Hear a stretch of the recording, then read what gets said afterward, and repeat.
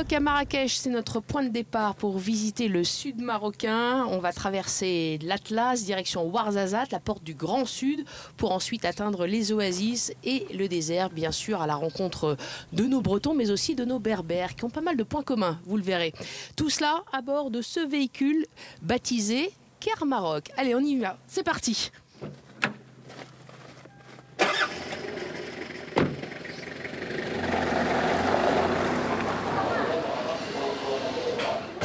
Rempli de ses sons, de ses odeurs et de son ambiance, on quitte la perle du Sud pour pénétrer la vallée du Zat, qui se situe à quelques encablures de la ville ocre. Ocre comme la couleur de cette terre si caractéristique que l'on retrouve ici.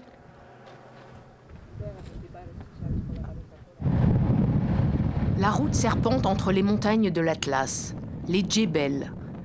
Les virages enlacés se resserrent et au fur et à mesure, le paysage offre des points de vue panoramiques de plus en plus vertigineux. On zigzague ainsi jusqu'au col de Tizi Ntishka, le col des pâturages, le plus haut du Maroc qui culmine à 2260 mètres. Étonnant climat que celui en altitude. La neige nous surprend en chemin. Elle tombe à gros flocons, tant et si bien que la route sablonneuse se recouvre rapidement d'une pellicule blanche. Tout d'un coup, on se croirait dans les Alpes.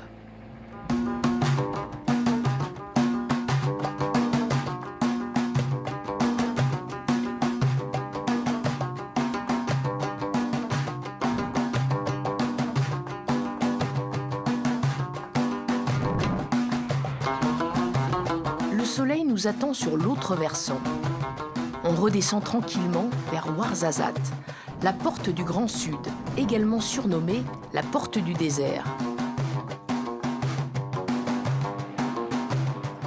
Plantée sur ce sol aride, cette ancienne ville de garnison, au temps du protectorat français, est devenue un important centre de production cinématographique, particulièrement prisé pour le tournage de péplums et de films historiques, à l'instar de Laurence d'Arabie, tourné ici en 1962.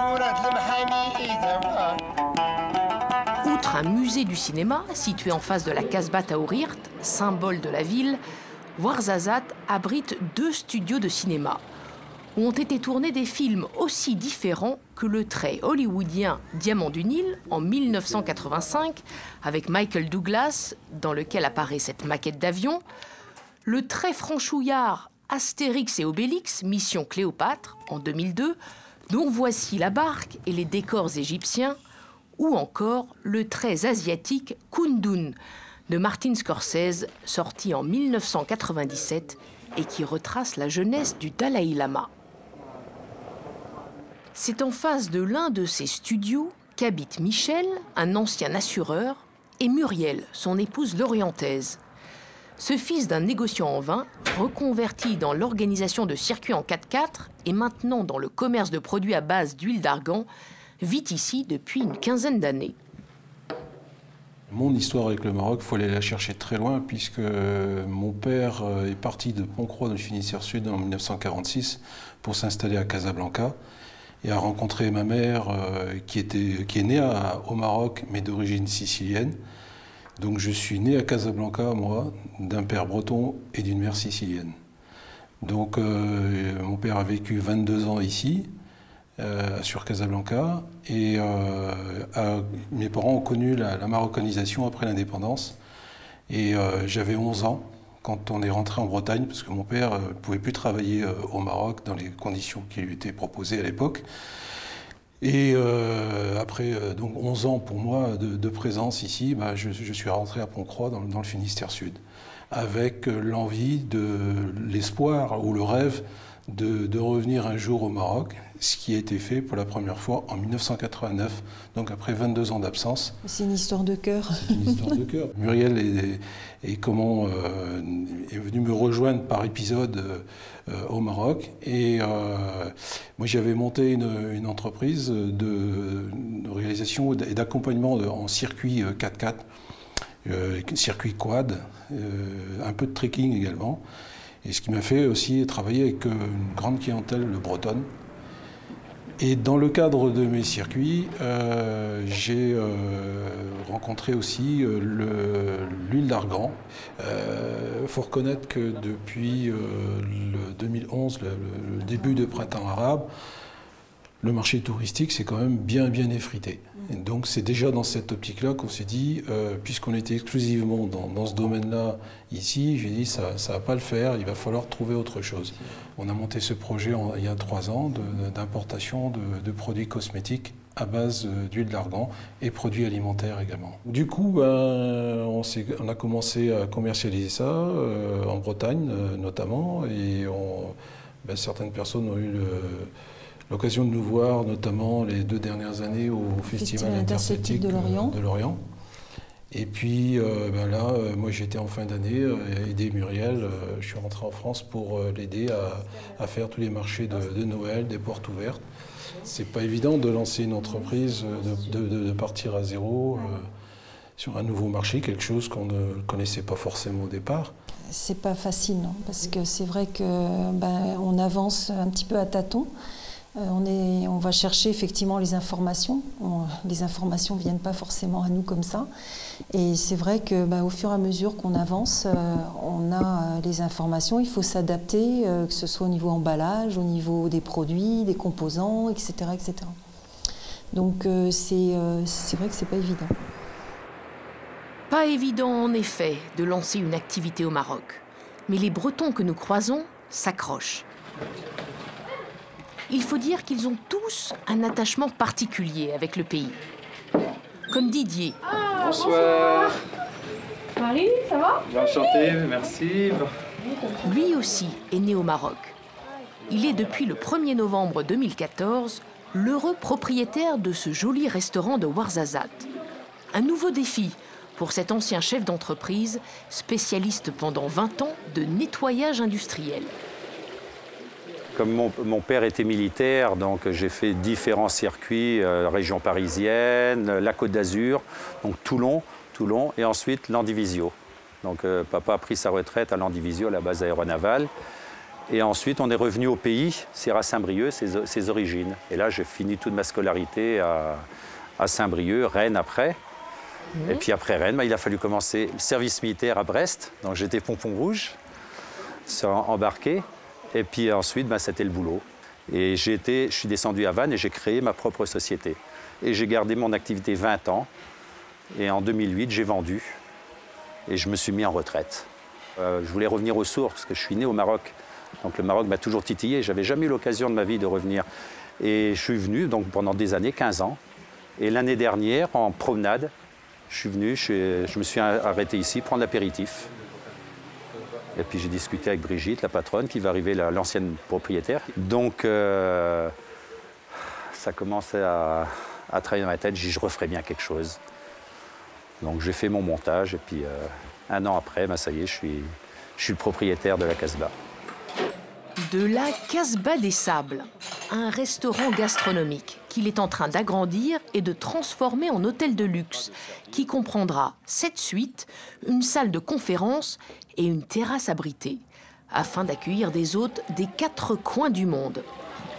Le monde entier vient ici, en fin de compte. Donc c'est ça qui est intéressant. Au lieu de bouger partout, on voit des gens du monde entier, que ce soit de l'Amérique du Sud, de Rio de Janeiro, de Pékin, de Moscou, les gens viennent de Belgique, de Hollande, les gens viennent du Canada, des États-Unis, parce que ce soir on a 16 Américains là. Donc les gens viennent de partout. Donc en fin de compte, le monde se réunit ici. Parce que le Maroc est un pays qui est très sécurisé. Le roi met la sécurité partout. Il peut y avoir des écarts, mais la preuve, c'est qu'on en a en Europe. Mais ici, le risque est moindre parce que c'est très filtré, c'est très surveillé. Il ne peut pas y avoir de débordement. Les endroits où il y a des foules, il y a toujours les gendarmes. Mais quand on est breton, on a un avantage. Dès qu'on arrive en 56, en 35, en 22 ou en 29, un berbère. Les portes s'ouvrent, c'est pas complètement logique, mais on est les berbères de France. Pourquoi? Je ne sais pas d'où c'est que ça vient exactement, mais c'est vrai que c'est vraiment fort.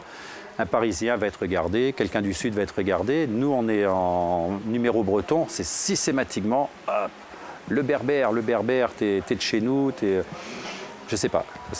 Mais c'est vraiment partout au Maroc et encore plus dans le Sud. On quitte Didier et on reprend la route vers le sud, justement.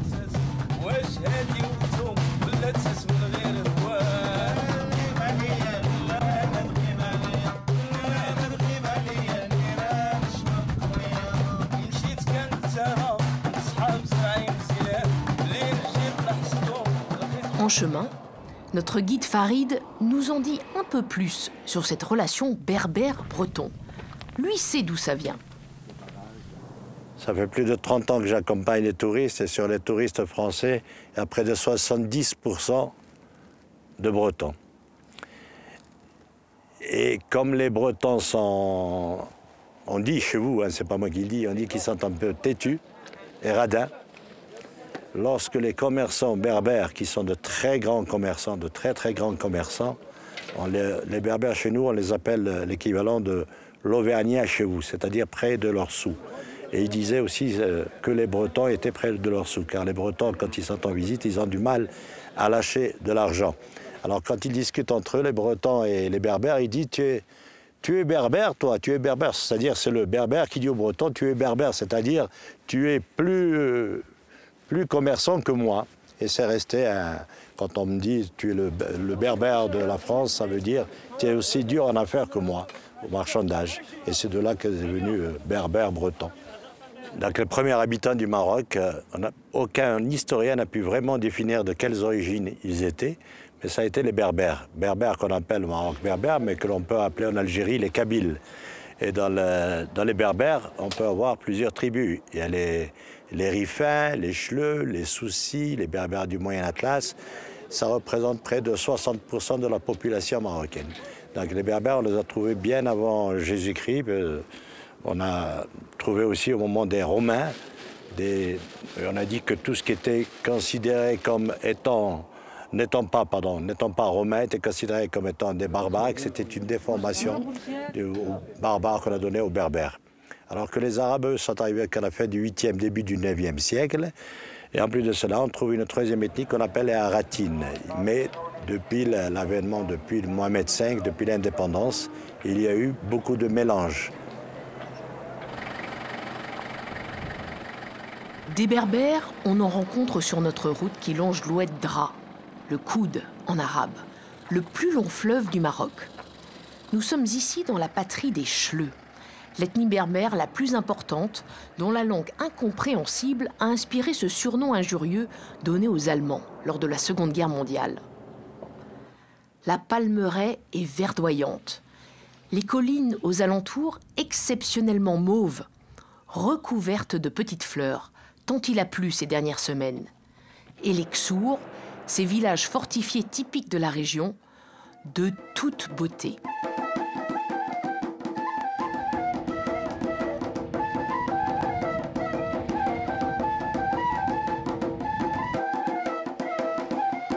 Plus au nord, les gorges du Todra et la région du Dadès ne sont pas en reste, avec leurs falaises impressionnantes et leurs vallées des 1000 casbahs, des 1000 citadelles. Ces édifices bâtis en pisé ne se rencontrent que dans un seul autre endroit au monde, au fin fond du Yémen.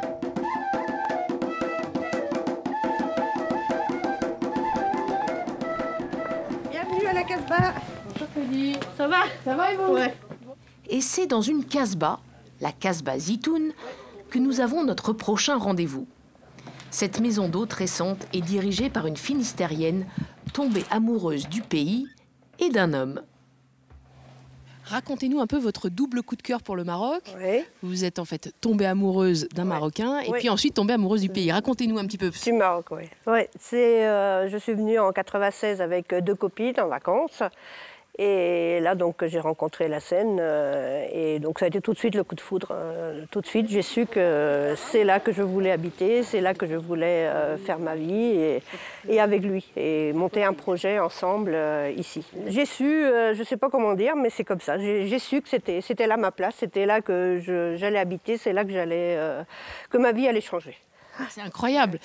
Et ensuite, vous êtes revenu, je crois que 6 mois après, vous étiez mariés? Voilà, c'est ça, 6 mois après. Donc je suis arrivée en juin, je suis venue en vacances en juin 96 et en décembre 96, on s'est mariés. Et en juin 97, je suis arrivée avec mes petites affaires. Et donc on a monté après les projets pour notre projet professionnel pour pouvoir vivre ici. Alors, quels étaient vos projets? Donc, le tourisme. La Seine était guide et moi j'étais dans la gestion. J'étais comptable, gestion, comptabilité.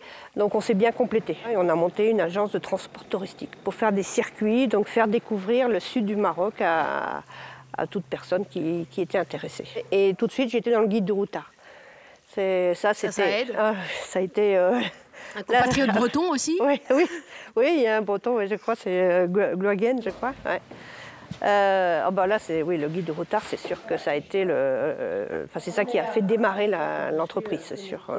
Donc l'agence s'appelle Berbère Évasion Bretonne, donc, parce que la Seine est berbère, moi je suis bretonne, et donc on propose de l'évasion. C'est pour ça qu'on a trouvé ce nom. Alors, il y a justement des points communs entre les berbères et les bretons, c'est ce qu'on dit? C'est ce qu'on dit, oui. On dit les bretons, c'est les berbères de la France. Moi, je pense que c'est par rapport à notre culture. C'est-à-dire que comme les berbères, on a une musique, on a des danses, des traditions, une langue. Il y a un tempérament aussi un peu identique? Là, je sais pas.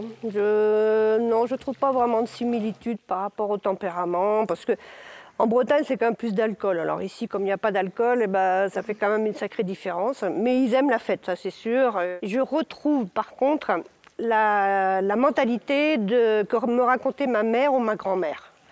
C'est la tradition, la famille, le noyau familial est très important. Et ça, j'apprécie beaucoup. Et les gens, ils se contentent de pas grand-chose et ils sont contents avec ce qu'ils ont, en fait. Donc, plutôt que de chercher dans beaucoup de choses. Donc ça, c'est plutôt milieu rural, milieu campagne. Et comme je viens de la campagne, je retrouve cette mentalité-là. Et ce n'est pas son mari, la Seine, qui la contredirait. J'adore parce que déjà, si on cherche un petit peu plus profond dans je crois, la culture bretonne et la culture surtout berbère ou amazigh comme on dit, et on retrouve quand même des traces et beaucoup de traces qui se ressemblent même beaucoup. Et ça me rappelle toujours mes origines et ça me rappelle toujours le Maroc et ça fait plaisir. Et quelles sont ces traces dont vous parlez? Par exemple, les costumes. Par exemple, les repas de famille, surtout, les amis, surtout. Et ça, je trouve qu'au Maroc, on a la même chose aussi.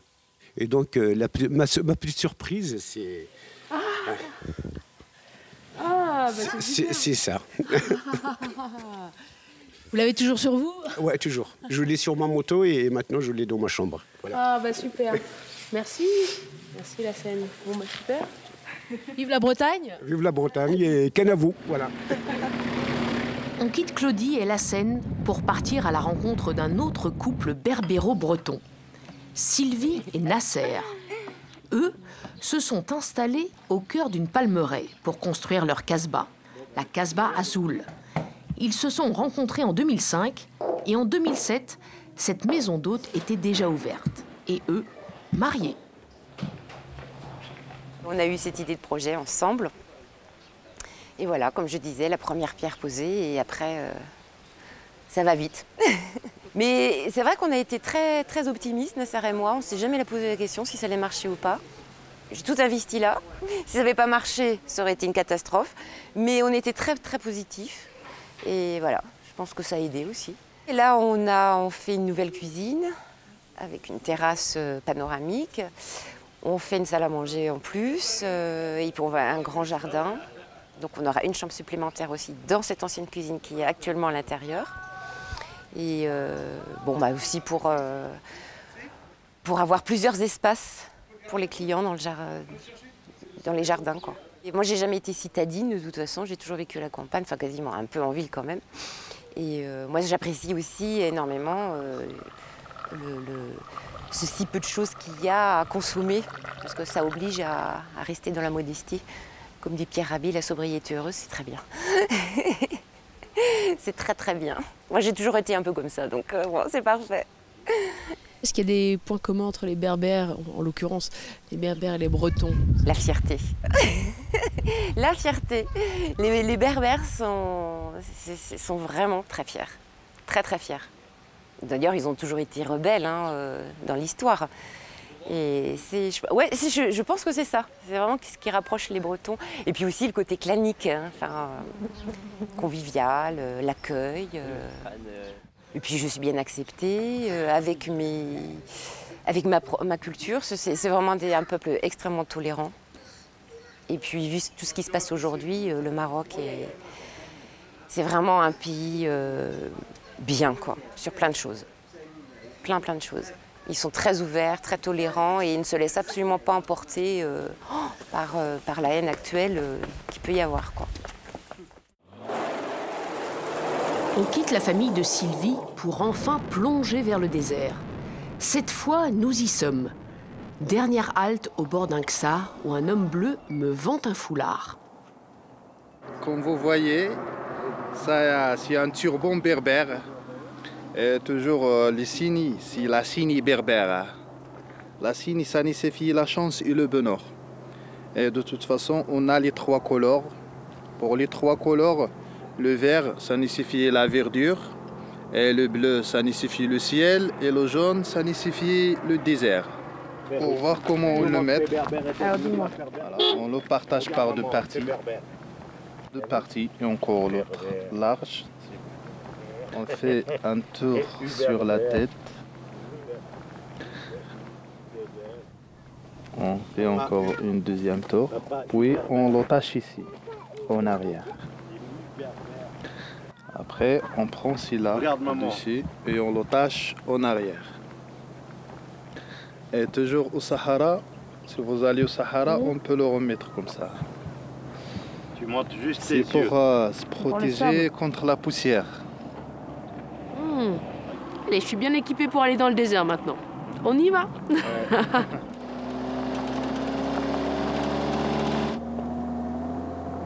En voiture, la route se transforme en piste. Les montagnes deviennent plus arides. Après les règues et les cailloux, on approche du sable et de l'ergue. L'ergue Chébi, en l'occurrence. Les dunes de Merzouga se dessinent devant nous. 27 km de long, 7 de large. Avec à leurs pieds, ce n'est pas un mirage, mais c'est très rare, ce lac naturel formé par les nombreuses précipitations.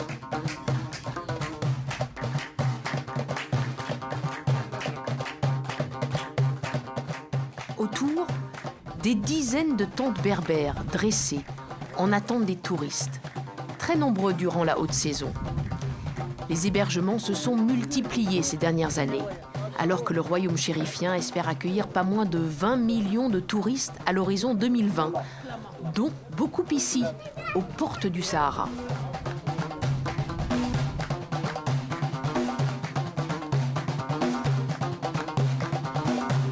Pour finir, on troque notre 4x4 pour une autre monture, idéale pour le sable, et tellement moins bruyante.